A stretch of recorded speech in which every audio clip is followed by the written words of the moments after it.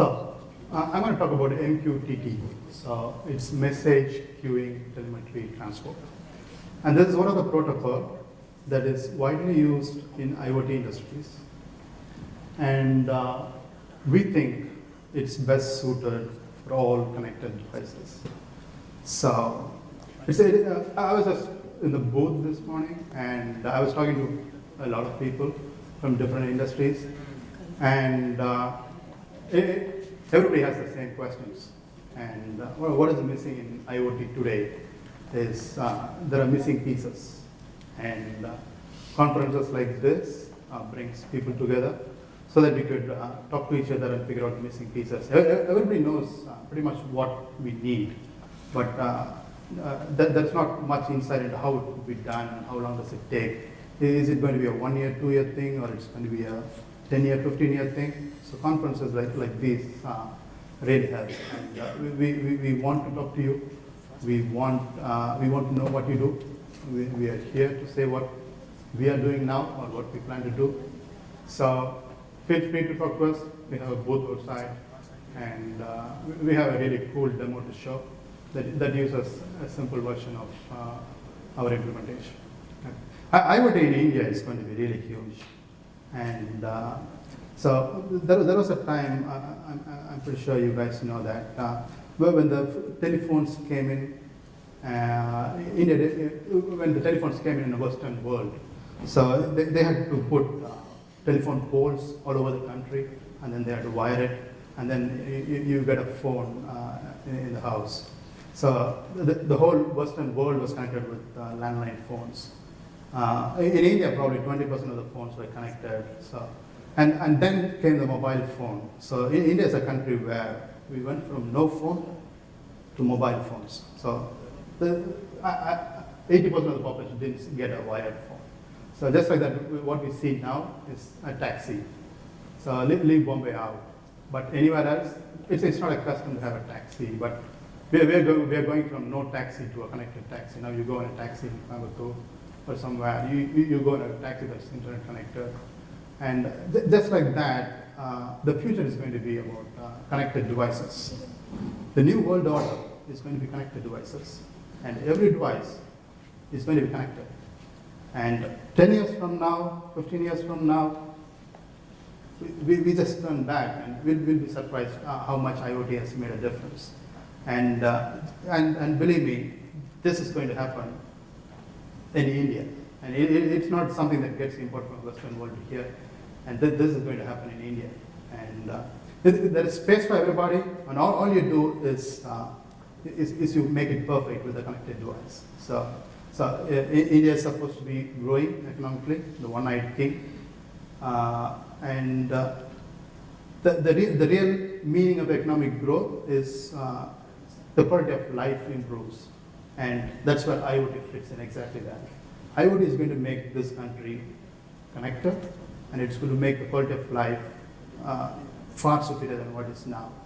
And it's not we do softwares for somebody outside. We're going to do softwares here, right, for India. Okay. So connected devices will be the new world order. You can take that now. You don't have to figure it out in the next 15 years or something. It's here. And the real thing is what's the nuts and bolts to get this going. Everybody knows cars should be connected. Everybody knows machinery needs to be connected. Everybody knows that employees need to be connected, or factory workmen need to be connected. But what really matters is the nuts and bolts of how the data exchange happens. And that's where MQTT kind of fits in. So for anybody who's unaware of MQTT so far, so everybody probably knew HTTP. So you go into a computer, you open a browser, that's your client, and that's a server outside, and you send a HTTP request, and you get a page being displayed in the browser, that's a HTTP response. So it's a request-response protocol. So that's HTTP. So what is MQTT? How is it different? MQTT is a publish-subscribe protocol. It's still a client server, but it's a publish and subscribe protocol. It was invented by IBM and Eurotag in 1999, and it has been there for a while. And there are very few applications that were here and there, but MQTT came to the limelight after the whole IoT concept came into the technology sector. So it's lightweight. Well, what are the advantages? It's lightweight, and it's reliable, and it's scalable and secure. The security is handled by TLS SSL, the basic TLS you get, the basic SSL. And more importantly, MQTT works in a place where you want to connect a device where the network bandwidth is really slow. All it needs is a few small kbps bandwidth, and it just could pump on data. And that's the specialty of MQTT. If you have an insurance form set that you want to send it to application, or if you want a government regulatory thing that you want to send it as a form as an attachment, then go HTTP way. This is probably not for you. MQTT is to send simple data in a really low bandwidth and then send it reliably. And that's what this is. It's simple and it's open protocol, and it operates on top of TCP. For anybody who's non-technical, the TCP is a road light, and MQTT is a car in which you send messages back and forth. So it could do a high volume data. You could send millions and millions of data across the wire, and it's high speed. It's designed for low latency, and it has assured messaging and efficient distribution. And more importantly, it's optimized for lower battery. So every device, you don't want the battery to run out. It's optimized for lower battery. And of course, as I keep saying, it operates on low network bandwidth. It's very well suited for connected devices. Okay. So if you're not convinced yet about MQTT, then this slide is for you. So the MQTT connection from a client is so good that even after the client dies, it tries to send a message out. Let me repeat. Even after the client disconnects from the network, so you have a device here and there's a wire running around, and I just strip it off. You just kick it out and you just pull the plug. The message, it sends one message still out. We're going to get there soon. So at present, who is using MQTT? So if you use Facebook Messenger, it's based on MQTT. So they want to do a phone-to-phone communication, and they want you take the phones anywhere, so they want to make it more reliable. So MQTT is used by Facebook Messenger. And if you're using Amazon IoT for some reason, they use MQTT too.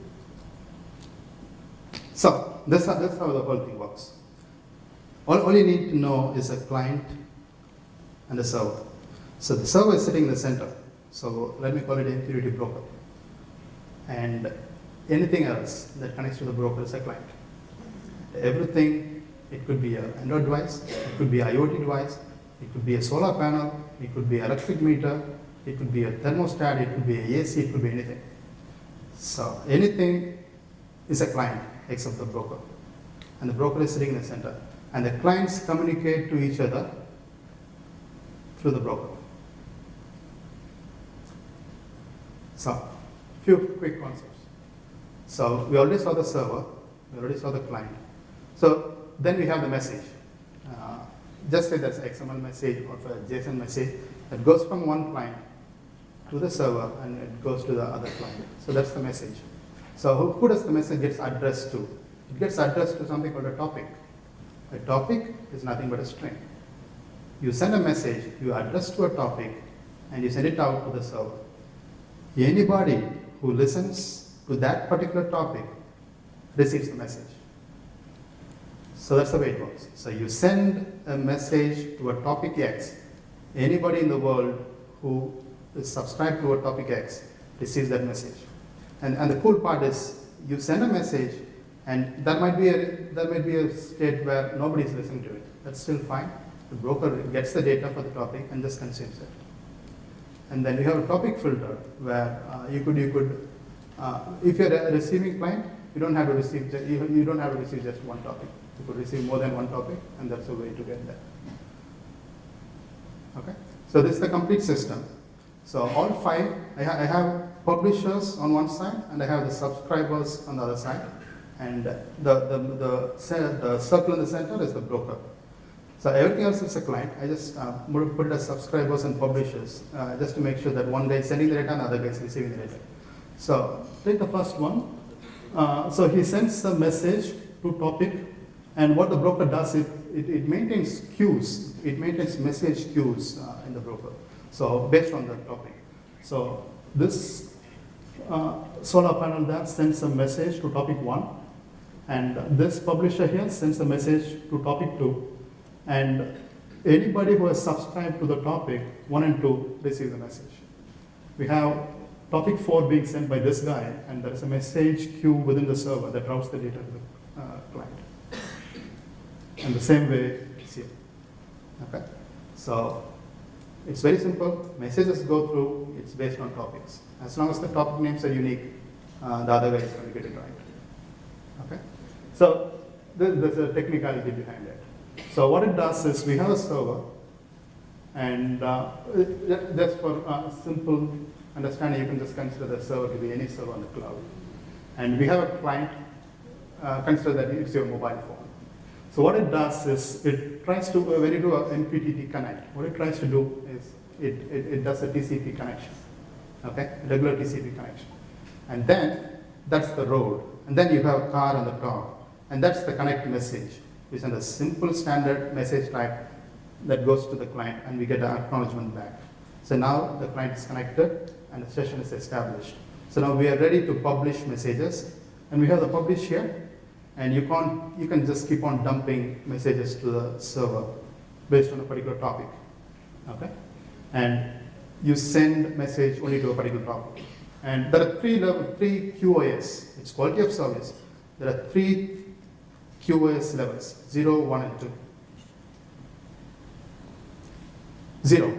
It's fire and forget. You keep on sending the messages. You don't care. It's at most once. The client receives that, and you're not worried about it. It's usually like a temperature gauge. It keeps on sending the messages, even if it's repetitive, you don't care, you want to send it. So this one's really fast. And we have QoS 1, where you get an acknowledgement back so that you ensure that the particular message has reached a subscription. And you have QoS 2, where you want to ensure that you're doing something critical, and you want that message to go to the client only once. And that's a technical reason why it shouldn't go twice. So at that time, you use a QoS 2, and the technology makes sure that it's delivered only once.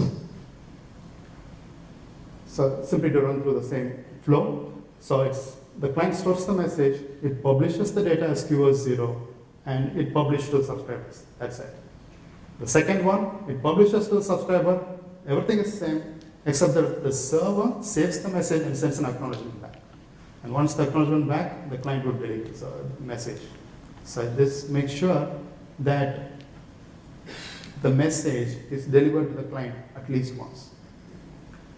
The other one is exactly once. So it's a little technical thing where as soon as it publishes the message, it sends a release message back, a received message back, and the client again connects to the server to make sure that this message be released. And then it sends a complete message back, and then it stops resending the message. So it's a simple flow to make sure the message is delivered to the client only once. Okay, so now we have a phone, we have connected to the broker, and we are sending the messages out. So we did the publish one. So somebody else has to listen it to the other end. So I have somebody else sitting somewhere, it could be anywhere, and he has a phone. For simplicity, it could be a phone, it could be a machine, anything. So that guy, I'm trying to publish it to topic X, and that guy is connected to the server, just like us, and then instead of a publish, he does a subscribe. And even in subscribe, we have a QoS level of 0, 1, 2. So it's based on your need. And then he has subscribed to topic X. And whatever message I send, he receives at the other end. Okay? So just say that I have a team that I want to send my messages to everybody. All you do, there's a wildcard character where you can subscribe to more than one topic. So just say that you have a parent topic, you put a /+, you get all the child topic messages together. So parent topic /child1, child2, child3, any data published to these topics, you get it at parent/plus. And yeah, you could always do a hash. It's just like a DAR star.star. You get data from anything that starts with a parent topic. You get all the messages. So you have one publishing client on one topic, and you could subscribe to one or more topics. Okay. So, okay, what happens when you're not publishing the data? The screen on the left shows that. So what happens real time is it keeps on publishing the message, the client and the server ensures that the data is going through, everything's fine. Just that there is no publish happening. What it does is, there is a timeout setting that you could do it at the client level. All it tries to do is, at that interval, it sends a message out. It's a ping request, and then the server responds back with a ping response. Hey, I'm still alive. Okay, so we keep going, we wait for the message. Okay. And the one I have on the right, any client that's published and subscribed, because they have a connect, of course they need to have a disconnect. So I have that on the right. Okay, so this is the whole flow. So we do a TCP connection, and we could subscribe or publish. So whenever you do a connection, we call it the session lifetime. So the whole pipeline is on. And just say that you're sending it to a particular topic, I call it the subscription lifetime. So there's a one huge session lifetime. Topic X is a subscription lifetime. Topic Y is the next subscription lifetime. And you could just send to any topic, or you could receive from any client. Okay. So there are a couple of things that are really interesting with the MQTT thing. They have something called retained messages. Okay. Here I'm trying to publish a data, and somebody else is receiving it. That's fine. But I want somebody else who is coming in later, probably after an hour, and he just tried to switch on and he wants to connect to a particular topic, and I want to ensure that that guy gets the last message, last good message. So they have something called retained message. So the client is publishing a simple message with a retained flag equal to 1. So any subscriber who is subscribed to it would get the data right away. So that's number 2 there. And a client B, he's coming after 1 hour, or probably a day after, and then he's trying to subscribe to the same topic, and he gets the last good message. So this is the catch-up thing. You come late, you catch up, and then you start monitoring from now on. This is a cool MQTT feature which a lot of people use. And then we have the will message. Remember I told you that somebody tricked the client, and the client is still able to send the message. So what really happens is when you do a connection, you send a message to the broker saying that this is my will message. And that's a message which has its own QoS. So what happens is the server keeps track of that message. Okay? The server knows that this client, has, while connected, has asked me to store the will message. And then you really took the wire. And then the client goes off. And now the broker realizes that sometime this client is no longer connected. What it does is the broker sends the will message that it got already stored to every subscriber and says that, oh, this client is no longer available. This helps you to recover from something that has gone bad. Okay? So definitely everybody dies. Okay? Okay, so the current version of MQTT is 3.1.1, and it's available, it's open source. The aim of the whole thing, the aim of the whole talk is you go and Google MQTT, and that's what I'm trying to do here. And it's in http://mqtt.org. And right now it's adopted and published as the official standard by OASIS, which is the Organization for Advancement of Structured Information Standards. And so this is the flow. IBM Eurotech developed it, and right now the home is OASIS. So they're standardizing the whole thing. And infiswift sponsors OASIS. So infiswift has a platform that is based completely on MQTT technology. Everything is MQTT. We don't have HTTP, I think. Everything is technology, MQTT technology. We have a platform that's truly scalable and secure. It has provision to connect any devices, and we give a zero latency, and it's a robust architecture. And we really have a really high-end platform where you can connect your devices and keep sending messages. And we could handle thousands of connections and millions of messages. Okay, that's all I got. Any questions, guys? Let me pull in my architect here, Sindar. Sindar is one of our architects. Any questions? Feel free to ask. And feel free to ask all day. If you have anyone, you can ask now. Questions, guys? Ladies and gentlemen, any questions? Once again, just raise your hand and we'll have the microphone set over. Sim. Yes.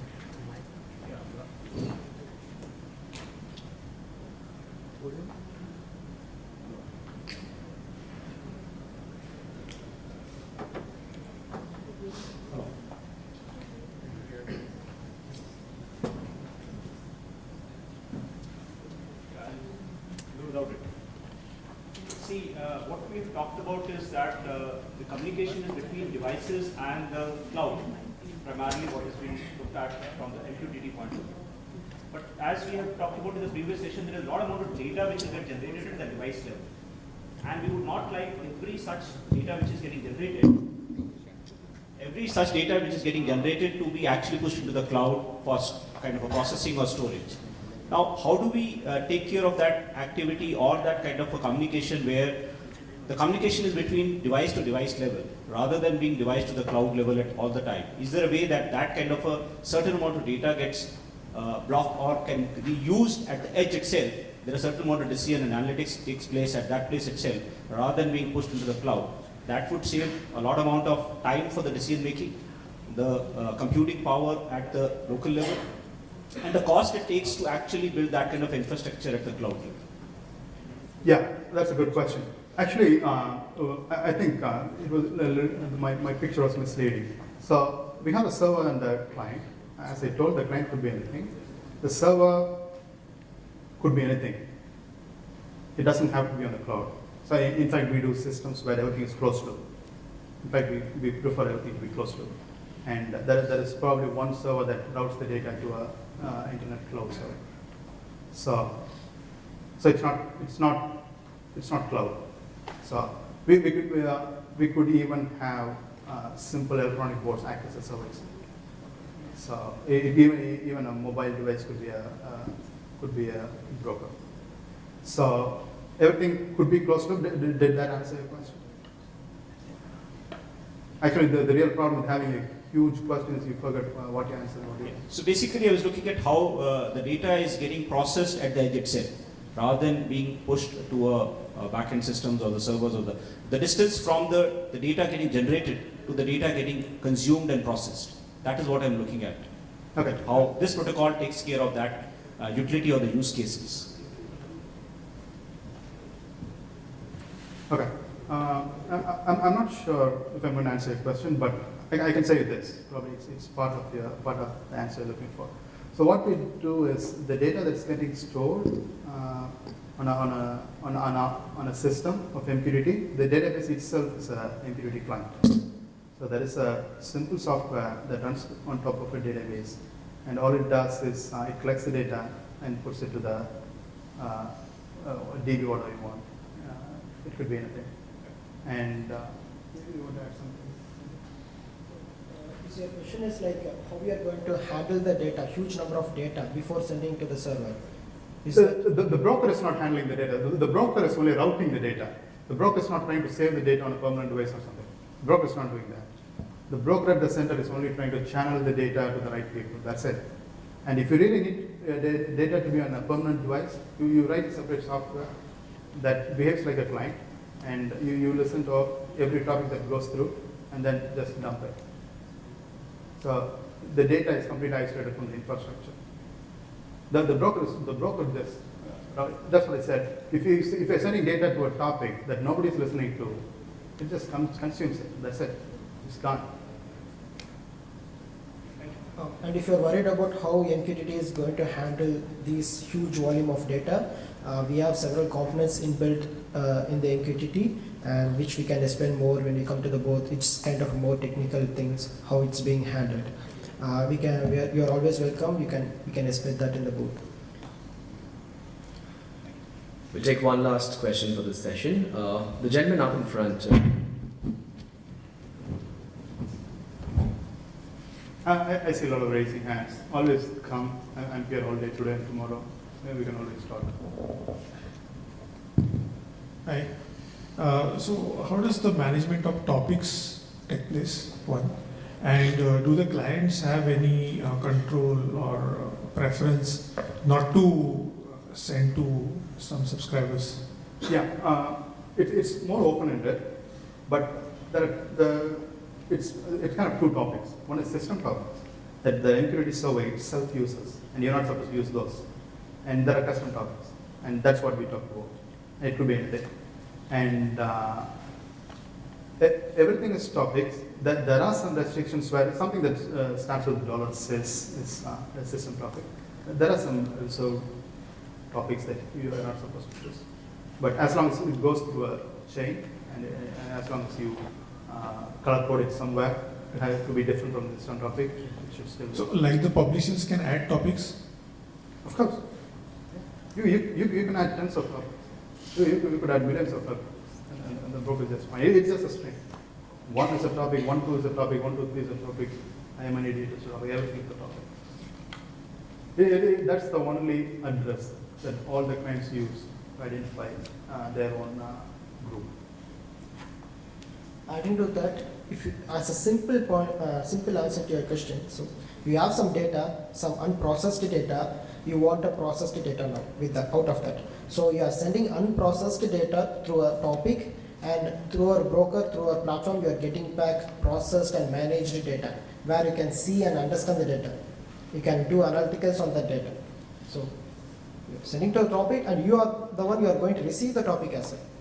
You are sending unprocessed, we do all the processing, streaming, everything, and you'll get back in the same topic, you'll get back in a human readable format. So this is a simple explanation. And is there a provision for the clients to stop any subscriber from receiving, like blacklist? So you are both the subscriber as well as the publisher. So if you want to remove there is an option called unsubscribe, and anytime a subscriber can use that command and unsubscribe from the system. But can a publisher do that? The Not publisher can't. allowed. Publisher can request the broker to disconnect that particular subscriber. We have some mechanism built it. So a publisher can request a broker, and broker has to decide whether to disconnect that client or not. Okay. I still see raising hands. Can we have one more question? So we're already done. Actually, we're pretty much at lunchtime. Okay. I leave it to everybody's discretion if you don't mind getting delayed for lunch by the next 5 minutes. Okay, we can get offline, and I'll be glad to talk. And thank you so much. And at one point, we used to write software for reading hardware device values, and we saw MQTT, and we got impressed. And I'm pretty sure you have to go and check it yourself, and you'll definitely like it. Okay, thank you so much. Thank you everybody. All right, thank you very much, Mr. Pushpa Balaji. Thank you very much, sir. And well, with that, ladies and gentlemen, we come to the end of this session as well as the end of the morning session. Brings us to lunchtime. We have a good 1 hour for lunch. The good thing is that we're absolutely on time, which means we get a good amount of time not only to have lunch, but to interact with each other, to network, and most importantly, for those of you who have questions for any of our speakers, please feel free to approach them during this 1 hour break and get all your queries, all your questions answered. Ladies and gentlemen, we look forward to you joining us back again here in this hall at 2 p.m. I'd rather request you to walk into the hall at about 1:50 itself so that we can start off with our afternoon session on time. We had a lot of engagement here, we had a lot of interaction, and the challenge is keeping that interaction on for the post-lunch session as well. So well, ladies and gentlemen, we look forward to a very fulfilling session post-lunch. Thank you very much. We break for lunch. We'll see you soon.